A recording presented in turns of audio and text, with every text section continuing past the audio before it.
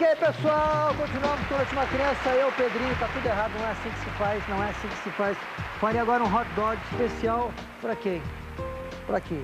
Maionese não precisa pôr muito, porque a maionese é um pouco engordativo. Você coloca aqui, ó. Você lavou bem? Você viu no Fantástico como é que você lava? Boa matéria, né? Boa matéria. Fantástico faz essas matérias ótimas. Um pouquinho só, ok? E tem que ser rápido, porque the time is money, tá vendo?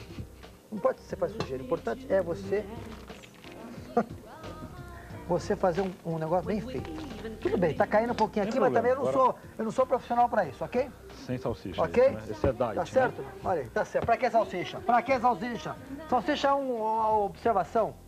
Faltou salsicha, né? Só que não tem lugar pra ela. Você viu o hot dog? Por que você tá olhando com essa cara? Por que você tá olhando com essa cara de não gostou? Faltou a salsicha?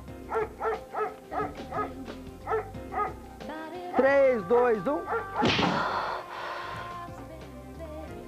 Oh, quem quer aqui? Alguém da produção? Não tem ninguém da produção? Roberto, meu motorista, vem aqui, Roberto. Roberto, pode entrar no quadro. Roberto, meu motorista. Ficou famoso agora, começou. Qual o bairro lá que você mora, Roberto? Qual bairro?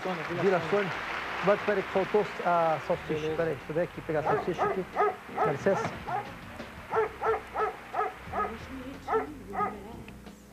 Aí.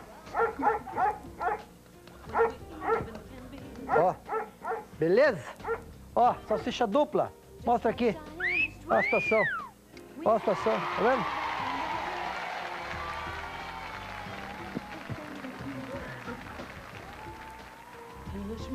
Obrigado, tô caprichado mesmo. Não abusa não, viu? Ah,